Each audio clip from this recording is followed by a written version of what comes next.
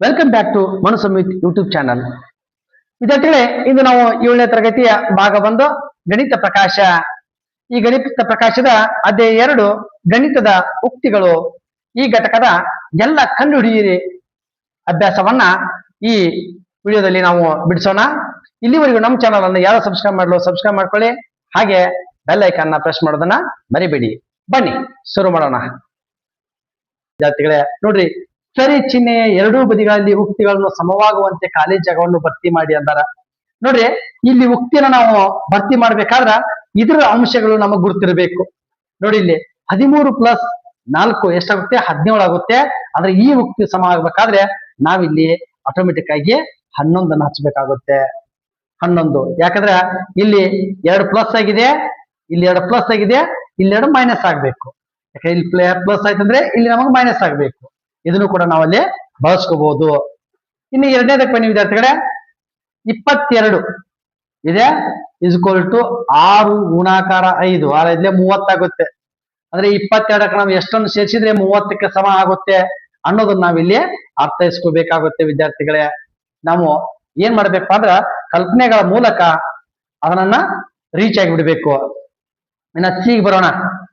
8 ಗುಣಾಕಾರ ಡ್ಯಾಶ್ = 64 ಭಾಗಾಕಾರ 2. 64 ಭಾಗಾಕಾರ 2 ಅಂದ್ರೆ ವಿದ್ಯಾರ್ಥಿಗಳೇ 32. ಅಂದ್ರೆ 8 ಗುಣಾಕಾರ ಇಲ್ಲಿ 4 ಆದ್ರೆ ಏನಾಗುತ್ತೆ? ಇದಕ್ಕೆ ಸಮ ಆಗುತ್ತೆ. ಇನ್ನು ಡಿ 34 - ಡ್ಯಾಶ್ = 25. ವಿದ್ಯಾರ್ಥಿಗಳೇ 25ಕ್ಕೆ ಸಮ ಆಗಬೇಕು. 25ಕ್ಕೆ ಸಮ ಅಂದ್ರೆ 25ಕ್ಕೆ ಎಷ್ಟನ್ನ ಕೂಡಿಸಿದ್ರೆ ನಾವು ಕಳಿಬಹುದು, ಈ ಕಡೆ ಕಳಿಬಹುದು ಅಥವಾ ಆ ಕಡೆ ಕೂಡಿಸಬಹುದು. ಎರಡೂ ಕೂಡ ಒಂದೇ ಉತ್ತರವನ್ನು ಕೊಡುತ್ತೆ. ಇಲ್ಲಿ ನಾವು 9ನ್ನ ಕಳೆದ್ರೆ ನಮಗೆ ಏನಾಗುತ್ತೆ? 25 ದೊರೆಯುತ್ತೆ ವಿದ್ಯಾರ್ಥಿಗಳೇ. ಇನ್ನು ಎರಡನೇ ಪ್ರಶ್ನೆ ನೋಡ್ರಿ, ಮುಂದಿನ ಉಕ್ತಿಗಳನ್ನು ಅವುಗಳ ಬೆಲೆಗಳ ಆರೋಹಣ ಏರಿಕೆ ಕ್ರಮದಲ್ಲಿ ಜೋಡಿಸಿ. ವಿದ್ಯಾರ್ಥಿಗಳೇ, ಇಲ್ಲಿ ನಾವು ಬೆಲೆಯನ್ನು ಕಂಡುಹಿಡಿಯೋಣ. ಆ ನಂತರ ನೀವು ಆಟೋಮೆಟಿಕ್ ಆಗಿ ಅವನನ್ನು ಏನ್ ಮಾಡಬಹುದು? ಏರಿಕೆ ಕ್ರಮದಲ್ಲಿ ಜೋಡಿಸಬಹುದು. ಇಲ್ಲಿ ನೋಡ್ರಿ, 67ರಲ್ಲಿ 19 ಕಳೆದ್ರ 48 ಬರುತ್ತೆ ವಿದ್ಯಾರ್ಥಿಗಳೇ. ಹಾಗೆ ಬಿ ಯಲ್ಲಿ ಇಲ್ಲಿ 67ರಲ್ಲಿ 20 ಕಳೆದ್ರೆ 47. ಹೆಂಗಿಲ್ಲಿ 48 ಬಂತು ಅನ್ನೋದನ್ನ ನೀವು ನೋಡ್ಬಿಡಿ. ಒಂದು ಕಡಿಮೆ ಇದೆ, ಇಲ್ಲೊಂದು ಹೆಚ್ಚಿದೆ, ಇಲ್ಲೊಂದು ಕಡಿಮೆ ಇದೆ. ಅಂದ್ರೆ ಇಲ್ಲಿ ಆಟೋಮೆಟಿಕ್ ಆಗಿ ಪ್ಲಸ್ ಜಾಸ್ತಿ ಆಗುತ್ತೆ. ಇನ್ನು 35 + 25 ಎಷ್ಟಾಗುತ್ತೆ ವಿದ್ಯಾರ್ಥಿಗಳೇ? 60. 5 11 55. ಇನ್ನ 3 ಎಷ್ಟಲೇ 120, 3 4 0ಗೆ 0. ಅಂದ್ರೆ ನಾವು ಸರಳವಾಗಿ ಇದನ್ನ ಏರಿಕೆ ಕ್ರಮದಲ್ಲಿ ಬರಿಬಹುದು ವಿದ್ಯಾರ್ಥಿಗಳೇ. ಯಾವ ರೀತಿಪಾ ಅಂದ್ರ ಮೊದಲನೇದು ಬರೋದು ಇ ಬರುತ್ತೆ, ಅಂದ್ರೆ ಸಣ್ಣದಿಂದ ಇ. ಆ ನಂತರ ಬರೋದು ಬಿ, ಆ ನಂತರ ಎ, ಆ ನಂತರ ಬರೋದು ಡಿ ವಿದ್ಯಾರ್ಥಿಗಳೇ. ಕೊನೆಯದಾಗಿ ಏನ್ ಬರುತ್ತೆ? ಸಿ. ಈ ರೀತಿಯಾಗಿ ಏರಿಕೆ ಕ್ರಮದಲ್ಲಿ ನಾವು ಇವುಗಳನ್ನ ಬರಿಬಹುದು. ಪ್ರತಿ ಸಂದರ್ಭದಲ್ಲೂ ಪದಗಳನ್ನು ಬರೆಯುವ ಮೂಲಕ ಮುಂದಿನ ಉಕ್ತಿಗಳ ಬೆಲೆಯನ್ನು ಕಂಡುಹಿಡಿಯಿರಿ. ಪ್ರತಿ ಸಂದರ್ಭದಲ್ಲಿ ಏನಂತಾರ? ಪದಗಳನ್ನು ಬರೆಯುವುದರ ಮೂಲಕ ಮುಂದಿನ ಉಕ್ತಿಗಳ ಬೆಲೆಗಳನ್ನ, ಅಂದ್ರೆ ಇವುಗಳ ಬೆಲೆಗಳನ್ನ ಕಂಡುಹಿಡಿ ಅಂತಾರ ವಿದ್ಯಾರ್ಥಿಗಳೇ. ಇಲ್ಲಿ ನೋಡಿ, ಇದೊಂದು ಪದ, ಇದೊಂದು, ಇದೊಂದು. ಯಾಕಂದ್ರ ಇಲ್ಲಿ ಯಾವ್ಯಾವ ಪದಗಳದಾವ? ಇಲ್ಲಿ ನೋಡ್ರಿ, ಒಂದೇದ್ರೊಳಗೆ ಎಷ್ಟು ಪದ ಅದಾವ? 28 ಒಂದಿದೆ, -7 ಮತ್ತೊಂದು 8, 3 ಪದಗಳು ಕಂಡು ಬರ್ತಾವ. ಆದ್ರ ಇವುಗಳಲ್ಲಿ ನಾವು ಏನ್ ಮಾಡ್ಬೇಕಾಗುತ್ತೆ? ಈ ಸಂಕೇತಗಳನ್ನ ಇವುಗಳನ್ನ ನಾವು ಪದಗಳಾಗಿ ಮಾಡ್ಕೋಬೇಕಾದ್ರೆ ನಾವ್ ಏನ್ ಮಾಡ್ಬೇಕು ಆಗುತ್ತೆ ಅನ್ನೋದನ್ನ ಇದೊಂದು ಪೇಪರ್ ನಲ್ಲಿ ನಾವು ಮಾಡ್ಕೊತಾ ಹೋಗ್ಬಿಡೋಣ ವಿದ್ಯಾರ್ಥಿಗಳೇ. ಇಲ್ಲಿ ನೋಡಿ, 28 + 7 + 8 ಈ ರೀತಿ ಮಾಡಿದಾಗ ನಮಗೆ 3 ಪದಗಳು ಸಿಗ್ತಾವ. ಇದನ್ನ ನಾವು ಲೆಕ್ಕವನ್ನ ಮಾಡೋಣ. ಏನ್ ಮಾಡೋಣ? ಪ್ಲಸ್, ಮೊದಲ ಪ್ಲಸ್ ಗಳನ್ನ ಕೂಡಿಸ್ಕೊಂಡ್ಬರೋಣ. 36 - 7 ನಾವು ಸಂಕಲನವನ್ನ ಮಾಡಿದ್ರು ಕೂಡ ನಮಗೆ ಆನ್ಸರ್ ಎಷ್ಟು ಸಿಗುತ್ತೆ? 29. ಇದು ಆನ್ಸರ್ ನಮ್ಗೆ ಎಷ್ಟು ಸಿಗುತ್ತೆ? 29. ಉಕ್ತಿಗಳ ಬೆಲೆಗಳನ್ನು ಕಂಡುಹಿಡಿ ಅಂದಾರ 29. ಇನ್ನು ಎರಡನೇದಕ್ಕೆ ಹೋಗೋಣ. ಎರಡನೇದ್ದು ಬಿ ವಿದ್ಯಾರ್ಥಿಗಳೇ. ಇದು ಎ, 39 ಮೈನಸ್ 2 ಗುಣಾಕಾರ 6 ಪ್ಲಸ್ 11. ಇದನ್ನ ನಾವು ಮೊದಲು ಪದಗಳಾಗಿ ಬರ್ಕೊಳ್ಳೋಣ ವಿದ್ಯಾರ್ಥಿಗಳೇ. 39 ಪ್ಲಸ್ ಬ್ರಾಕೆಟ್ ಮೈನಸ್ 2 ಗುಣಾಕಾರ 6 ಪ್ಲಸ್ 11. ಈ ರೀತಿಯಾಗಿ ನಾವು ಪದಗಳಾಗಿ ಮಾಡ್ಕೋಬೇಕು ಮೊದಲು. ಅಂದ್ರೆ 3 ಪದಗಳಾದು, ಹೌದಾ? 3 ಪದಗಳಾದು. ಈ ಪದಗಳೆಲ್ಲ ನಾವೇನ್ ಮಾಡೋಣ, ಇದನ್ನ ಸಂಕ್ಷಿಪ್ತ ಮಾಡೋಣ. ಮೊದಲು 39ಕ್ಕೆ 39 ಪ್ಲಸ್ ಇಂಟು ಮೈನಸ್ ಮೈನಸ್ ಎಷ್ಟಾಗುತ್ತೆ, 12 ಆಗುತ್ತೆ, ಪ್ಲಸ್ 11. ಈಗ ನಾವು 39 11ನ್ನ ನಾವು ಕೂಡಿಸ್ಕೊಂಡ್ಬಿಟ್ರೆ ಇಲ್ಲಿ ಏನಾಗುತ್ತೆ, 50 ಆಗುತ್ತೆ, ಮೈನಸ್ 12 ಇಸ್ಕೊಲ್ಟು ಎಷ್ಟಾಗುತ್ತೆ ವಿದ್ಯಾರ್ಥಿಗಳೇ, 38. ಅಂದ್ರೆ ಇದರ ಆನ್ಸರ್ ಎಷ್ಟಾಗುತ್ತೆ, 38 ಬರುತ್ತೆ. ಅಂದ್ರೆ ಆ ಪದಗಳನ್ನು ಕೂಡ ನಿಮ್ಗೆ ಗೊತ್ತದು. 39 ಒಂದು ಪದ, ಒಳ್ಳೆ ಮೈನಸ್ 2 ಗುಣಾಕಾರ 6 ಒಂದು ಪದ, 11 ಒಂದು ಪದ. ಇನ್ನು ಸಿ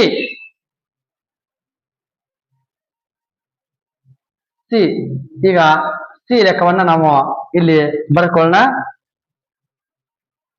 40 ಮೈನಸ್ 10 ಪ್ಲಸ್ 10 ಪ್ಲಸ್ 10. ವಿದ್ಯಾರ್ಥಿಗಳೇ, ಇಲ್ಲಿ 4 ಉಕ್ತಿಗಳು ಬರ್ತಾವ. 4 ಪದಗಳು ಇಲ್ಲಿ ನಮಗ ಸಿಗ್ತಾವ. ಇದರ ಮೊತ್ತ ಆಟೋಮೆಟಿಕ್ ಆಗಿ 60 ಮೈನಸ್ 10 ಇಸ್ಕೊಲ್ಟು 50 ಆಗುತ್ತೆ ವಿದ್ಯಾರ್ಥಿಗಳೇ, 50. ಇನ್ನ ಡಿಗೆ ಬರೋಣ. ಡಿ 48 ಮೈನಸ್ 10 ಗುಣಾಕಾರ 2 ಪ್ಲಸ್ 16 ಭಾಗಾಕಾರ 2. ಇಲ್ಲಿ ನೋಡಿ, ಮೊದಲು ನಾವು ಪದಗಳನ್ನ ಪತ್ತೆ ಹಚ್ಕೊಳ್ಳೋಣ. ಪದಗಳು ಪತ್ತೆ ಹಚ್ಬೇಕಾದ್ರೆ ನಾವು ಅದು ಯಾವುದೇ ಚಿಹ್ನೆ ಒಳಗಿದ್ರು ಅದನ್ನ ಸಂಕಲನನೇ ಮಾಡ್ಕೋಬೇಕು. ಮೈನಸ್ 2 ಇದೊಂದು ಪದ, ಪ್ಲಸ್ 16 ಭಾಗಾಕಾರ 2 ಇದೊಂದು ಪದ. ಮೊದಲು ನಾವು ವಿದ್ಯಾರ್ಥಿಗಳೇ ಬೋಡೋಮಸ್ ನಿಯಮದ ಪ್ರಕಾರ ಇವನ್ನ ಸಂಕ್ಷಿಪ್ತವನ್ನ ಮಾಡ್ಕೋಬೇಕು. ಮೊದಲು ಏನ್ ಮಾಡ್ಬೇಕು, ಇದ್ರದನ್ನ ಮಾಡ್ಬೇಕು. ಅಂದ್ರೆ 8, ಆ ನಂತರ ಇದನ್ನ ಮಾಡ್ಕೋಬೇಕು, ಮೈನಸ್ ಮೈನಸ್ 20 ಮೈನಸ್ 20. ನಾವು ನೇರವಾಗಿ ಮಾಡಕತ್ತಾನೆ, ಮೈನಸ್ 20. 56 ಮೈನಸ್ 20 ಇಸ್ಕೊಲ್ಟು 36 ವಿದ್ಯಾರ್ಥಿಗಳೇ, 36. ಇಲ್ಲಿ ನಾವು ಏನ್ ಮಾಡಬಹುದು, ಡಿನ 36, ಇದು ಸಿ 50. ಇನ್ನ ಈಗ ಬರೋಣ. 6 ಗುಣಾಕಾರ 3 ಮೈನಸ್ 4 ಗುಣಾಕಾರ 8 ಗುಣಾಕಾರ 5. ವಿದ್ಯಾರ್ಥಿಗಳೇ, ಇಲ್ಲಿ ನೋಡಿ ಕೇವಲ 2 ಮಾತ್ರ ಪದಗಳದಾವ. Plus bracket minus 4 into 8 into 5. ಇವೆರಡು ಪದಗಳು ಮಾತ್ರ ಇಲ್ಲಿ ನಮಗ ಕಾಣ್ ಸಿಗ್ತಾವ. ಇದು ಒಂದು ಪದ ಆದ್ರ ಇದು ಎರಡನೇ ಪದ. 2 ಪದಗಳು ಮಾತ್ರ ಸಿಗ್ತಾವ. ಇದನ್ನ ನಾವು ಸಂಕ್ಷಿಪ್ತ ಮಾಡಿದಾಗ 6 3 18 ಮೈನಸ್ 8 4 32 32 5 5 10 ಎಲ್ಲ ಬಂತು 1 5 3 15 1 16 ನೋಡಿ ವಿದ್ಯಾರ್ಥಿಗಳೇ. ಈಗ 160 ನಾವು 18 ತೆಗೆದ್ರ ಎಷ್ಟು ಉಳಿಯುತ್ತೆ, 142. 142 ಚಿಹ್ನೆ ಯಾವುದು, ಮೈನಸ್ ಚಿಹ್ನೆ, ಮೈನಸ್ ಬರುತ್ತೆ. ಮೈನಸ್ 142 ವಿದ್ಯಾರ್ಥಿಗಳೇ. ಇನ್ನು 2ನೇ ಪ್ರಶ್ನೆ ಇದೆ ನೋಡಿ. ಮುಂದಿನ ಪ್ರತಿ ಉಕ್ತಿಗೆ ಒಂದು ಕಥೆಯ ಸನ್ನಿವೇಶವನ್ನು ಬರೆದು ಅವುಗಳ ಬೆಲೆಯನ್ನು ಕಂಡು ಹಿಡಿಯಿರಿ ಅಂತಾರ. ಅವುಗಳ ಬೆಲೆಯನ್ನ ಏನ್ ಮಾಡ್ರಿ ಅಂತಾರ, ಕಂಡು ಹಿಡಿಯಿರಿ ಅಂತಾರ.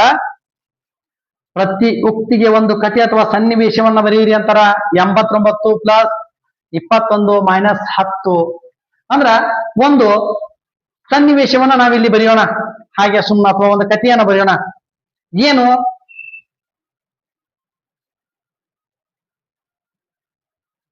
ಜಾನ್, ಇದು ಜಾನ್ ಅಂತ ತಗೊಳ್ಳ ನಾವು. ಜಾನನ ಹತ್ತಿರ, ಇದು ಎ, ಜಾನನ ಹತ್ತಿರ 89 ರೂಗಳಿವೆ. ರುಗಳಿವೆ.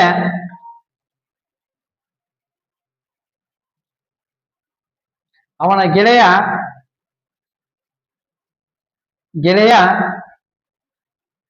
21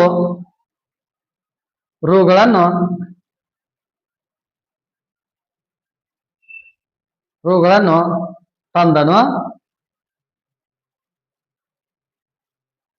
ಆದರೆ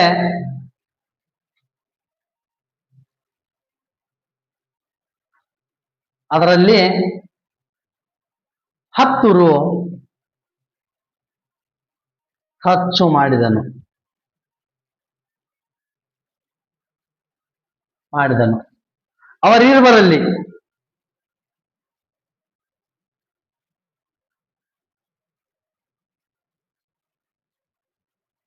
ಅವರಿಬ್ಬರಲ್ಲಿರುವ ಒಟ್ಟು ಹಣ ಎಷ್ಟು ಅಂತ ಕೇಳಬಹುದು. ಒಟ್ಟು ಹಣ ಎಷ್ಟು ಅಂತೇಳಿ ನಾವು ಕೇಳಿದಾಗ ಈಗ ನಾವು ಹೇಳ್ಬೋದು 89 ಜಾಣದ್ದು ಅವನ ಗೆಳೆಯ 21 ತಂದ, ಫಸ್ಟ್ ಪ್ಲಸ್ ಮಾಡ್ಬೇಕು. ಅದ್ರೊಳಗ 10 ಏನ್ ಮಾಡಿದ, ಕಳ್ಕೊಂಡ, ಅಂದ್ರೆ ಖರ್ಚು ಮಾಡಿದ ಅನ್ನೋದನ್ನ ನಾವಿಲ್ಲಿ ಹೇಳಿದಾಗ, ಈಗ ಮೊದಲು ಅವರಿಬ್ಬರಲ್ಲಿ ಇದ್ದಂತ ಹಣವನ್ನ ನಾವು ಏನ್ ಮಾಡ್ಬೇಕಾಗುತ್ತೆ, ಟ್ಯಾಲಿ ಮಾಡ್ಬೇಕಾಗುತ್ತೆ. ಅದ್ರೊಳಗೆ 10 ರೂಪಾಯಿ ತೆಗೆದ್ಬಿಟ್ರ ಉಳಿಯೋದು ಎಷ್ಟು ಉಳಿಯುತ್ತೆ, 100 ರೂಪಾಯಿ ಅವ್ರ ಹತ್ರ ಉಳಿಯುತ್ತೆ ಅನ್ನೋದನ್ನ ನಾವು ಹೇಳ್ಬೋದು ವಿದ್ಯಾರ್ಥಿಗಳೇ.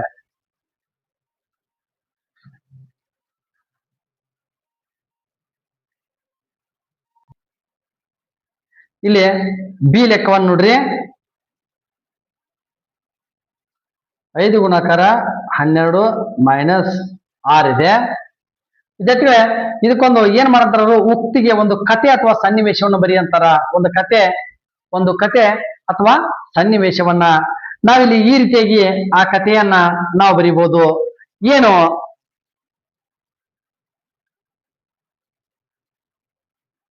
ರವಿಯ ಹತ್ತಿರ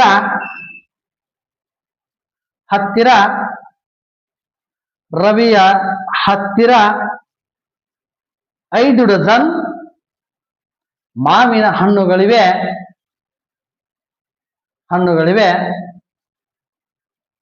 ಅದರಲ್ಲಿ ಅಂದ್ರೆ ಇವೆ ಅಂತ ಕೊರಿ ಅಥವಾ ಮಾರುಕಟ್ಟೆಯಿಂದ ರವಿಯ 5 ಡಜನ್ ಮಾವಿನ ಹಣ್ಣುಗಳನ್ನು ಮಾರುಕಟ್ಟೆಯಿಂದ ತಂದನು. 5 ಡಜನ್ ಮಾವಿನ ಹಣ್ಣುಗಳನ್ನು ಮಾರುಕಟ್ಟೆಯಿಂದ ತಂದ. ಅದರಲ್ಲಿ ಏನಾಗಿದಾವ, 6 ಹಣ್ಣುಗಳು ಕೊಳತಿವೆ. 6 ಹಣ್ಣುಗಳು ಕೊಳತಿವೆ. ಈಗ ನಾನು ನೋಡೋಣ, ನಾವೀಗ ಅವೇನ್ ಮಾಡಿದ, 5 ಡಜನ್ ಹಣ್ಣನ್ನು ತಂದ, ಅಂದ್ರೆ 60 ಆಯ್ತು. 60ರಲ್ಲಿ ನಾವು 6 ಕಳೆದ್ರ ಆನ್ಸರ್ 54 ನಮಗೆ ದೊರೆಯುತ್ತೆ ವಿದ್ಯಾರ್ಥಿಗಳೇ, 54. ಇನ್ನ ಸಿ ನೋಡೋಣ. ಸಿಗೊಂದು ಹೇಳಿಕೆಯನ್ನು ಬಿಡೋಣ. 4 ಗುಣಾಕಾರ 9 ಪ್ಲಸ್ 2 ಗುಣಾಕಾರ 6.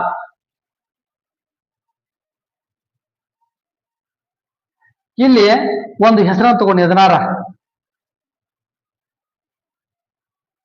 ಕಲ್ಪನಾ ಹತ್ತಿರ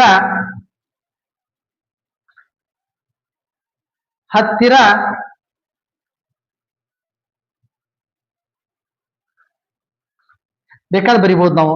4 ಗೋಲಿಗಳಿರುವ 9 ಚೀಲಗಳಿವೆ. ಅಂದ್ರೆ 4 ಗೋಲಿಗಳಿರುವ 9 ಚೀಲಗಳು ಕಲ್ಪನಾ ಹತ್ತಿರ ಅದಾವ. ಹಾಗೆ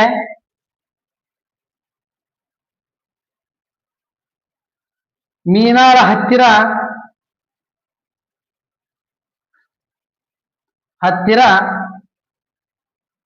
2 ಗೋಲಿಗಳಿರುವ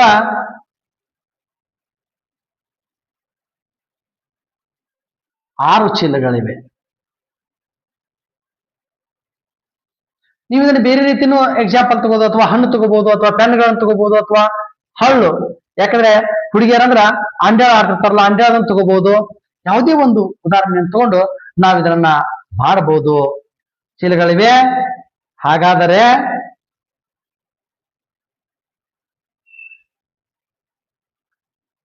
ಅವರಿಬ್ಬರಲ್ಲಿರುವ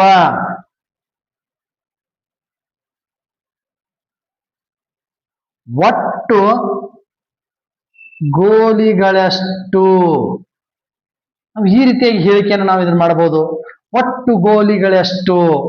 ಆಗ ನಾವೇನ್ ಮಾಡ್ಬೋದು, 4 ಗುಣಾಕಾರ 9 ಇದೊಂದು ಪದ ಆಯ್ತು, 2 ಗುಣಾಕಾರ 6 ಇದೊಂದು ಪದ ಆಯ್ತು. ವಿದ್ಯಾರ್ಥಿಗಳೇ, ಈಗ 9 4 36 ಪ್ಲಸ್ 2 12 ಇಸ್ಕ್ವಲ್ ಟು ನಾವೇನ್ ಮಾಡ್ಬೋದು, 48 ಅನ್ನೋದನ್ನ ನಾವು ಕಂಡು ಹಿಡ್ಕೋಬಹುದು.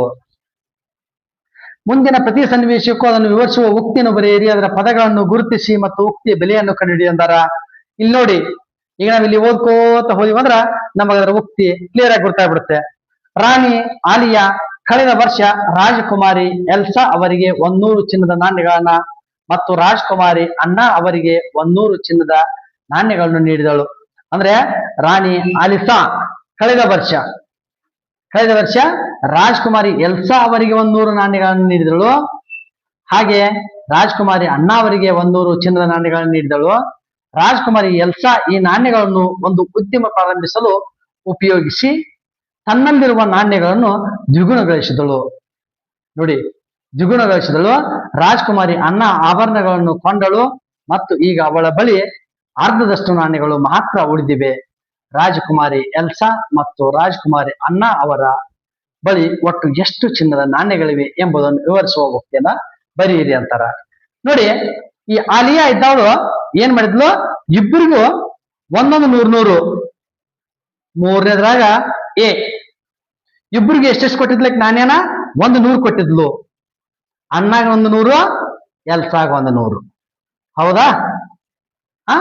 ಈ ಅಣ್ಣ ಏನ್ ಮಾಡಿದ್ಲು, ಅವುಗಳನ್ನ ದ್ವಿಗುಣಗೊಳಿಸಿಳು. ಎಲ್ಸಾ ಏನ್ ಮಾಡಿದ್ಲು, ಅದ್ರಾಗ ಅರ್ಧವನ್ನ ಖರ್ಚು ಮಾಡಿಳು.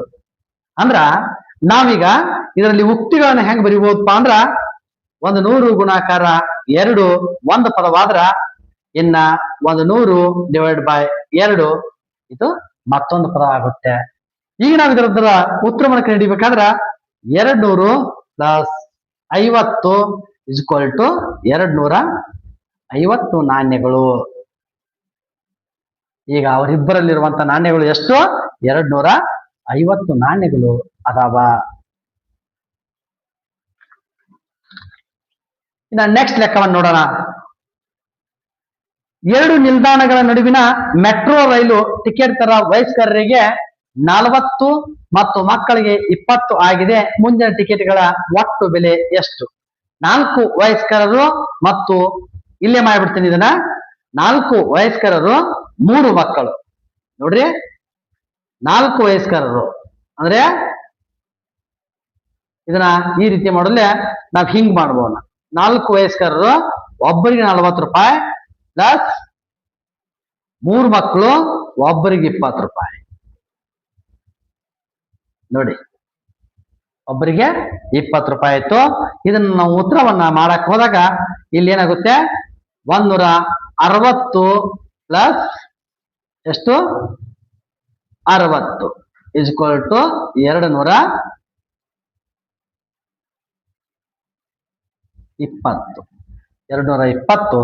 ರೂಪಾಯಿ ನಾವು ಏನ್ ಮಾಡ್ಬೇಕಾಗುತ್ತೆ, ಕೊಡಬೇಕಾಗುತ್ತೆ.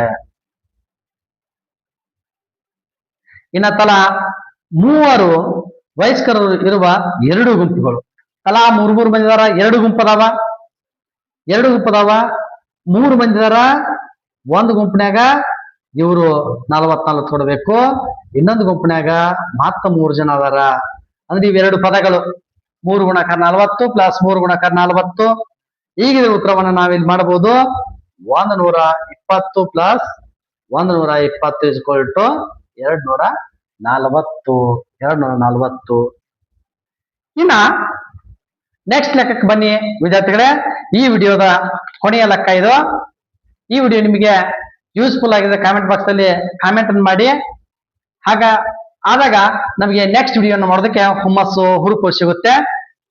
ಚಿತ್ರದಲ್ಲಿ ತೋರಿಸಿರುವ ಅಳತೆಗಳ ಸಂಬಂಧವನ್ನು ವಿವರಿಸುವ ಉಕ್ತಿಯನ್ನು ಬರೆಯುವ ಮೂಲಕ ಕಿಟಕಿಯ ಒಟ್ಟು ಎತ್ತರವನ್ನ ಕಂಡುಹಿಡಿಯಿರಿ ಅಂತಾರ. ನೋಡಿ, ಚಿತ್ರದಲ್ಲಿ ತೋರಿಸಿರುವ ಅಳತೆಗಳ ಸಂಬಂಧವನ್ನು ವಿವರಿಸುತ್ತಾ, ನೋಡ್ರಿ ಇಲ್ಲಿ ಈ ಅಳತೆಯ ಸಂಬಂಧವನ್ನ ನಾವೀಗ ನೋಡೋಣ ವಿದ್ಯಾರ್ಥಿಗಳೇ. ಈ ಚಿತ್ರವನ್ನ ಒಮ್ಮೆ ನಾವು ನೋಡೋಣ. ಇಲ್ಲಿ ನೋಡ್ರಿ, ಒಂದು ಸರಳಿನಿಂದ ಒಂದು ಸರಳಿಗಿರುವಂತಹ ಅಂತರ ಎಷ್ಟಿದೆ? 5 ಸೆಂಟಿಮೀಟರ್ ಇದೆ. ಇದನ್ನ ನೆನಪಿಟ್ಕೋಬೇಕು. ಹಾಗೆ ಈ ಜಾಲರಿ, ಈ ನಡು ಜಾಲರಿ ಹಾಕಿರಲ್ಲ, ಅದರ ಅಳತೆ ಎಷ್ಟಿದೆ? 2 ಸೆಂಟಿಮೀಟರ್ ಇದೆ. ಹಾಗೆ ಮೇಲಿನ ಪಟ್ಟಿ ಮತ್ತು ಕೆಳಗಿನ ಪಟ್ಟಿ, ಇದರ ಅಂಚಿನ ಅಳತೆ ಎಷ್ಟಿದೆ? 3 ಸೆಂಟಿಮೀಟರ್ ಇದೆ. ಅಂದ್ರ ನಾವ್ ಇದನ್ನ ಏನ್ ಮಾಡ್ಬೋದು ಅನ್ನೋದನ್ನ ಈಗ ನಿಮ್ಗ ಸ್ವಲ್ಪ ಕ್ಲಿಯರ್ ಐಡಿಯಾ ಬಂತು ಅನ್ಕೋತೇನೆ ವಿದ್ಯಾರ್ಥಿಗಳೇ. ಈಗ ನಾನು ಇಲ್ಲಿ ಇದರ ಏನ್ ಮಾಡ್ತಾನೆ, ಪದಗಳನ್ನ ಬರಿತೀನಿ ನೋಡ್ರಿ. ಮೊದಲು ಏನ್ ಮಾಡೋಣ? ಈ ಅಂತರದ್ದು ಅಂತರ ಎಷ್ಟು? 5 cm. ಎಷ್ಟು ಅಂತರಗಳಿವೆ? 1 2 3 4 5 6 7. 5 cm ಗುಣಾಕಾರ 7 ಪ್ಲಸ್ ಇನ್ನು ಜಾಲರಿ ಎಷ್ಟು? 2 ಸೆಂಟಿಮೀಟರ್ ಗುಣಾಕಾರ ಎಷ್ಟು ಜಾಲರಿ ಅದಾವ? 1 2 3 4 5 6 ಜಾಲರಿ ಅದಾವ. ಪ್ಲಸ್ ಅಂದ್ರೆ ಇದೊಂದು ಪದ ಆಯ್ತು, ಇದೊಂದು ಪದ ಆಯ್ತು. ಪ್ಲಸ್ ಅಂಚು ಎಷ್ಟಿದೆ? ಅಂಚು 3 ಸೆಂಟಿಮೀಟರ್. ಎಷ್ಟಿದಾವ ಅಂಚು? ಮ್ಯಾಗಿಂದೊಂದು, ಕೆಳಗಿಂದೊಂದು. ಅದಕ್ಕೆ 2 ಅಂಚುಗಳದಾವ. ಈ ರೀತಿಯಾಗಿ ನಾವು 3 ಪದಗಳನ್ನ ಏನ್ ಮಾಡಿದೀವಿ ವಿದ್ಯಾರ್ಥಿಗಳೇ? ಬರ್ಕೊಂಡಿವಿ. 3 ಪದಗಳಾದವು. ಇನ್ನು 3 ಪದಗಳನ್ನ ಸಂಕ್ಷಿಪ್ತ ಮಾಡೋಣ. 3 ಪದಗಳನ್ನ ಸಂಕ್ಷಿಪ್ತ ಮಾಡೋಣ. 5 7 35 ಸೆಂಟಿಮೀಟರ್ ಆಯ್ತು. ಪ್ಲಸ್ 2 6 12 ಸೆಂಟಿಮೀಟರ್ ಆಯ್ತು. ಪ್ಲಸ್ 3 2 6 ಸೆಂಟಿಮೀಟರ್ ಆಯ್ತು. ಇಸ್ಕ್ವಲ್ ಟು ನಾವಿಲ್ಲಿ ಇದನ್ನ ಕೂಡಿಸ್ಬಿಡೋಣ. 35 12 47 47 1 6 53 ಸೆಂಟಿಮೀಟರ್ ಎತ್ತರ. ಅಂದ್ರೆ ಕಿಟಕಿ ಎತ್ತರ